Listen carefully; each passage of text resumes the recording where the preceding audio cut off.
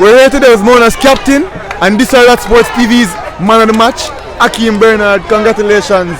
An amazing game today. Speak to us about your team's performance first and foremost, captain. Well, I think we get enough chance to finish, so we're going to work on our finishing and come back for our next game Saturday. It was a really good game. Alright, so we gave you you can keep the mic.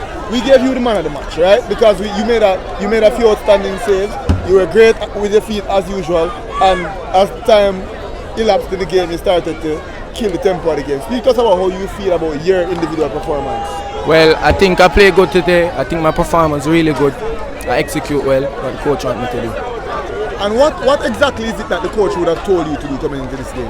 Well, sometime like play super keeper, play vicious, don't fail no man.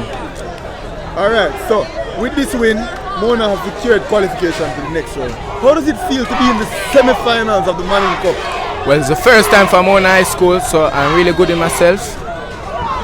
And what can we expect from this Mona team in the semi-final? Is that where it ends, or will you guys be going further and further and all the way? We're going fight. We're going for the Manning Cup title. And not only have you guys qualified for the semi-finals, but you guys are now in the Champions Cup. How do you feel about that? Well, we're going for that too. Alright, well there you have it people, the man of the match today and Mona's captain, Akeem Bernard. Congratulations, Bala. Thank you.